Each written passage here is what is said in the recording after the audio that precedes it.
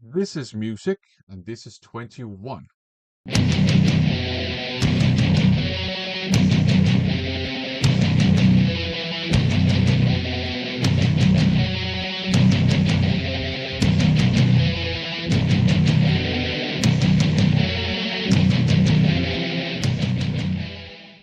Southern Trendkill Music channel has 21 subscribers and therefore has launched a bit of a thread.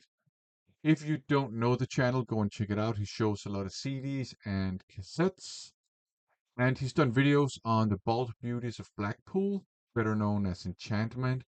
He's done videos on Black Sabbath, My Dying Bride, and Pantera, just to mention a few. And he just seems to be a super chill dude. So go and check out his channel. So yeah, he has launched a thread, and basically he wants us to spell 21. And I think we can use CDs, cassettes, vinyl. I think that's all good. And I think we can also use albums, mini albums, EPs, maxi singles, singles. I think demos, compilations, live albums. I think it's all good. And to spell 21, we can use either artist names or album titles or a combination of the two. So I have opted for artist names to spell 21, and I have opted for vinyl records. So let's get going. So T is for Tokyo Blade. This is Warrior of the Rising Sun. This is actually a compilation. It's a best of. It's a Tokyo Blade greatest hits, if you will.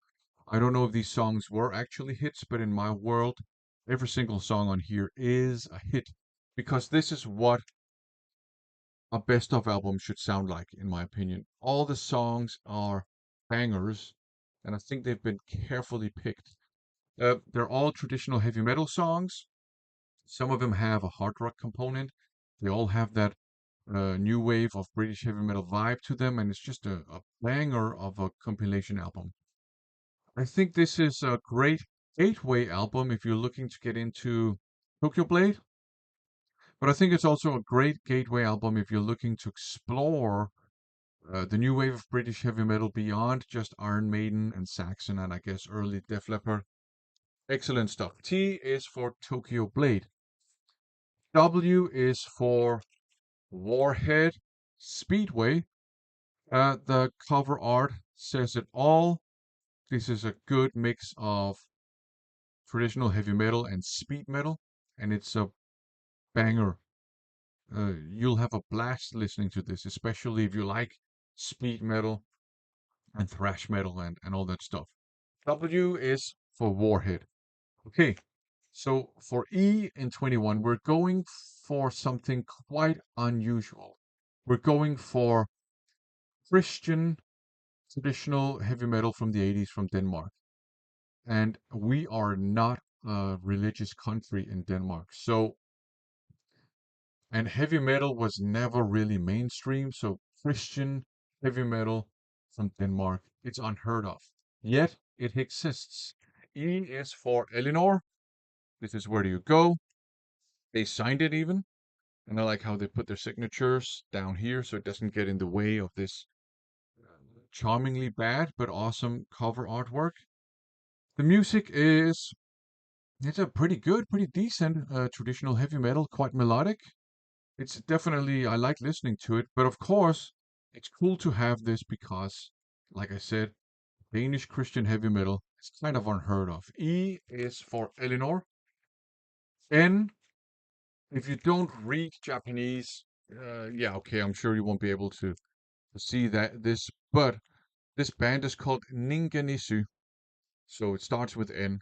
Their style, I think, is some kind of doom metal with hard rock elements, with traditional heavy metal elements, with alternative rock elements, with a bit of psychedelia in there too. They've been called Japan's Black Sabbath, and that's obviously a huge compliment, but it also underplays how original their sound actually is. This is a really good band. This is a really good album. Everything they put out, I think, is great. I prefer their later stuff because it's heavier sounding, but everything is awesome that they put out. So N is for Ningen Isu. The next letter is a T, so the second T in 21. I'm gonna go with this one here. T is for Toxic World Circus. I bought this one earlier this year in a record store down in Bremen in Germany, and this is an album that I've been looking for quite a while, so I was stoked to find it. I would consider this melodic thrash metal, maybe progressive thrash metal too. It has a little bit of speed metal in it as well. Impeccable musicianship, awesome stuff.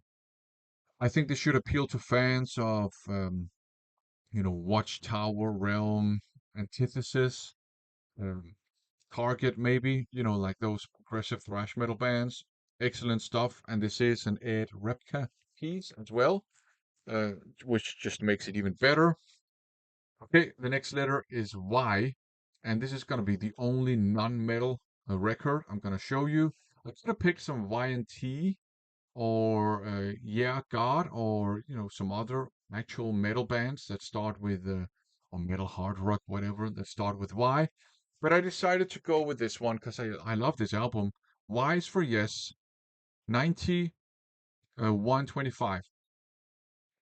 Uh, yeah, I think a lot of rock heads hate this album because they think it's not progressive rock. This is undeniably the most successful album released under the Yes moniker, which is ironic because it was supposed to be a completely different band called Cinema, but I think the label forced them to release it as a Yes album. Uh, True owner of a Lonely Heart. Yeah, you would be hard pressed to justifiably call that a progressive rock song, I think. Still a great song. I love that song, and it's still quite sophisticated. The rest of the album, though, I think it's got plenty of progressive moments on it for me to consider it a prog rock album. It's a mix of prog rock and pop rock, maybe art rock. It's very sophisticated, and you do have a lot of straight up prog songs on here. Just 80s prog. Changes as an example. There's a lot of cool stuff going on this album, and I don't care what the you know, old school prog heads say. I actually don't care. To me, this is a progressive rock album, and I love it. So there you go. Y is for yes. Okay, so the second part of 21 is, of course, 1, and of course, 1 starts with O. So we're going to go with this one here Omnitron. This one has an interesting hype sticker that says Omnitron, the Krix Yeltars, harder than Slayer. That's a bit of a claim. Heavier than Prong, more original than, that's the misspelled than here, Red Hot Chili Peppers. This is Sweden's greatest power thrash band. Are they harder than Slayer? I don't think so. Is it heavier than Prong? I don't think it's heavier than Prong either. Is it more original than the Red Hot Chili Peppers? It actually is quite original. This is quite weird thrash metal. I do like it a lot. I think it's great. I don't know if it's Sweden's greatest power thrash band, but I actually think this is a great album. It's weird, and I know some people that are put off by this weirdness, but I like it. I enjoy listening to this. It's definitely maybe it's Sweden's most interesting power thrash album. I think uh, I think we can go for that. So Omnitron, that's O. Okay, for N in 1, yeah, we're going for something a bit unusual as well.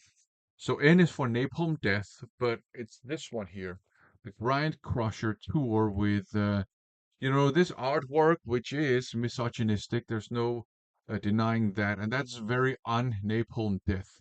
So that's kind of weird to have, a Napalm Death release with this kind of artwork.